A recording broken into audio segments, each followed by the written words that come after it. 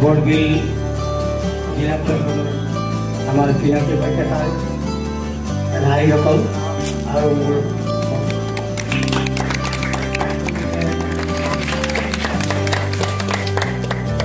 উদ্বোধন কৰিবলৈ আমি বাহিৰে আমাৰ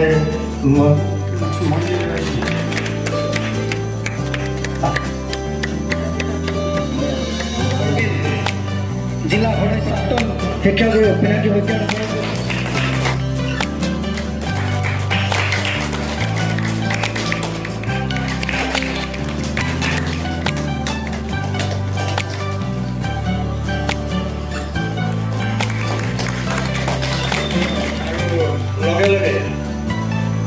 গণেশ পূজা পাতিব পৰৱৰ এটা আমাৰ পৰিৱেশ আমাৰ চলি আছে तीज पर्वर লগত प्रत्येकगराकी आज आमार महिलाসকল जड़ित और सबे हाम्रो महिला तीज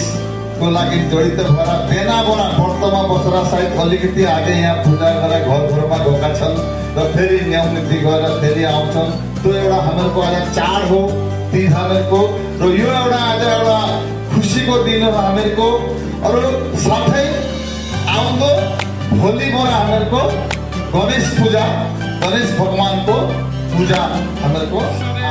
जर्जरित एटा अंचल बिलाक आसिल विशेषকৈ যাতায়াতৰ ব্যৱস্থা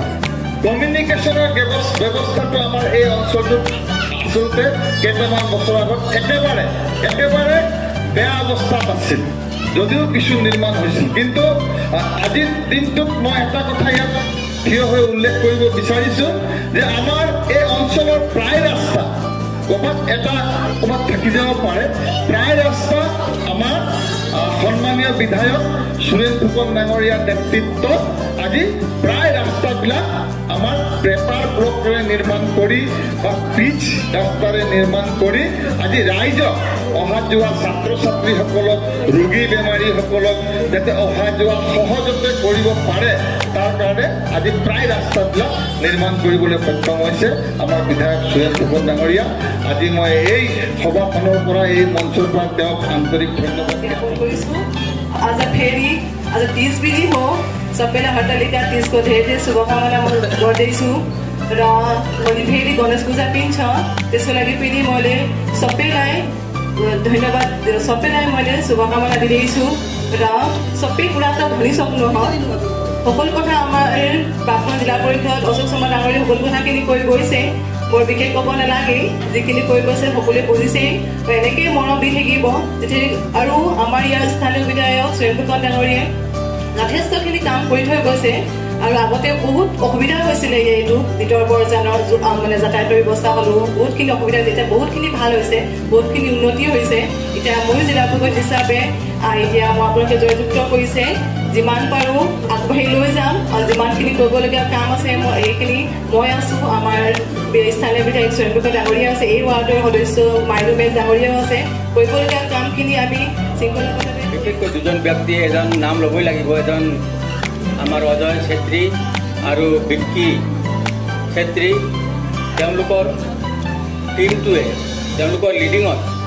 যি ধৰণেৰে মোক সহায় সহযোগিতা কৰিছে মই তেওঁলোকক আৰম্ভণিতে ধন্যবাদ জ্ঞাপন কৰিব বিচাৰোঁ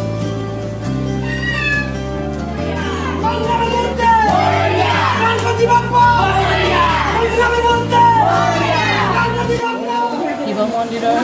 গালিচান ভিতৰ শিৱ মন্দিৰৰ মুখ্য দুৱাৰ বহুজনক মোক আজি নিমন্ত্ৰণ কৰাৰ বাবে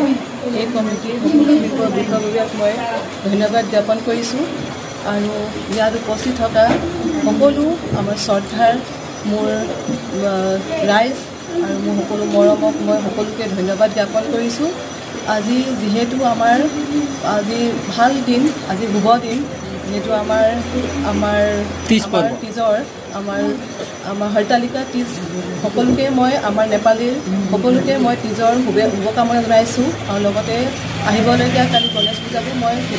সকলোকে মই শুভেচ্ছা জ্ঞাপন কৰিছোঁ আৰু আমাৰ ইয়াৰ স্থানীয় বিধায়ক কৰ্মজ্যোতি বিধায়ক সুৰেশ ফুকন ডাঙৰীয়াকো মই শুভেচ্ছা জ্ঞাপন কৰিছোঁ যিহেতু তেওঁ আমাৰ এই মন্দিৰৰ কাৰণে যথেষ্টখিনি পুঁজি মূল্য আগবঢ়াইছে যিহেতু বহুতখিনি যথেষ্ট আগবাঢ়ি গৈ আছে আৰু ইয়াৰ আগতকৈ ইয়াত বহুত উন্নতি হৈছে যাতায়াতৰ ব্যৱস্থা আগতে ইমান এটা সুবিধাজনক নাছিলে ইয়াত সেইখিনিও বহুত উন্নতি হ'ল আৰু ইয়াৰ পৰাই মোৰ আমাৰ এই ৱাৰ্ডৰ আমাৰ সদস্যা মাইনু মেজ ডাঙৰীয়াও আছে জিলা প্ৰগতি হিচাপে মই আছোঁ আৰু আমাৰ স্থানীয় বিধায়কো আছে যোনখিনি হ'বলগীয়া কাম আৰু বাকী থকা কাম আমি শৃংখলাবদ্ধতে আগবাঢ়ি লৈ যাম আপোনালোকৰ ইমান যথেষ্ট মৰম আশীৰ্বাদ এনেকৈয়ে দি থাকিব এনেকৈয়ে আমি আগবাঢ়ি গৈ থাকিম আপোনাৰ মৰম আশীৰ্বাদ পাই আমি আগলৈ এনেকৈয়ে কৰি কাম কৰি থাকিম আপোনালোকৰ মৰম আশীৰ্বাদ আমাক সদায় মানে আশা কৰিছোঁ ভিতৰ বৰজান শ্ৰী শ্ৰী শিৱ মন্দিৰৰ আজি এই মুখ্য প্ৰৱেশ দুৱাৰ শুভ উদ্বোধন কৰিবলৈ নিমন্ত্ৰণ কৰি অনা বৰবিল 18 নং বৰবিল জিলা পৰিষদৰ সদস্যা ডাঙৰীয়ানীক আমি আমাৰ এই সমিতিৰ তৰফৰ পৰা আমাৰ এই অঞ্চলৰ সমূহ ৰাইজৰ তৰফৰ পৰা আমি আৰতি দেৱী শৰ্মা ডাঙৰীয়ানীক ধন্যবাদ জ্ঞাপন কৰিছোঁ আৰু আমি লগতে আমি আজিৰ এই দিনটো আচলতে অতিকৈ সুখৰ দিন অতিকৈ আমাৰ আজিৰ দিনটোত আমাৰ কেইবাটাও কাৰ্যসূচী এই মন্দিৰৰ গৃহত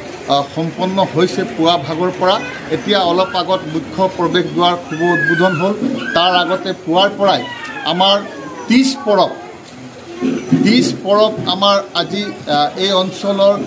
প্ৰত্যেক ঘৰৰ প্ৰত্যেক মহিলাসকলে ৰাতিপুৱাৰ পৰা বৰতত থাকি কিনে আজি তীজ পৰবৰ এটা পৰম্পৰা আজি পুৱাৰ পৰা এই মন্দিৰৰ চৌহদৰ ভিতৰত তেওঁলোকে বিয়লিলৈকে সম্পন্ন কৰিছে আৰু অহাকালিলৈ ইয়াত খুব সুন্দৰকৈ অতি উলহ মালহেৰে যুৱ বন্ধুসকলে এই অঞ্চলৰ ৰাইজে গণেশ পূজা উদযাপন কৰিব আৰু মই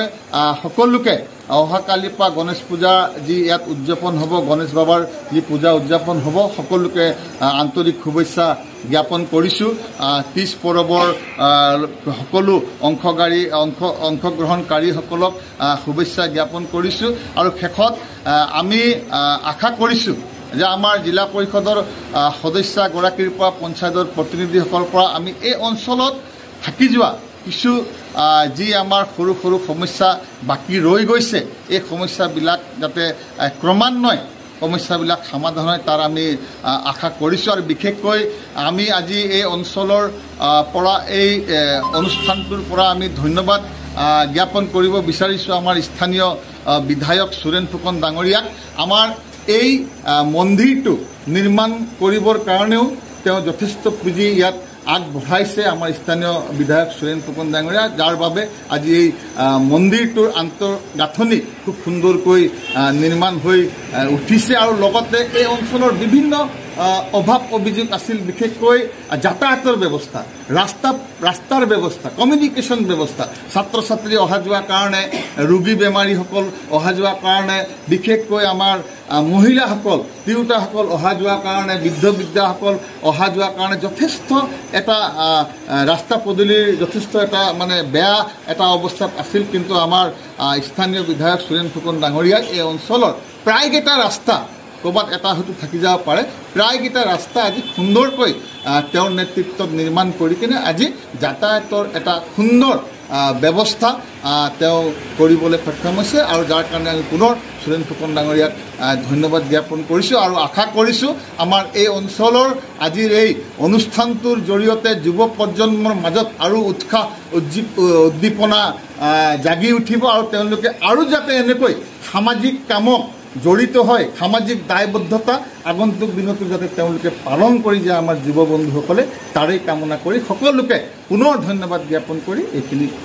কৈছোঁ ধন্যবাদ B+NE সদায় সঠিকৰ সন্ধানত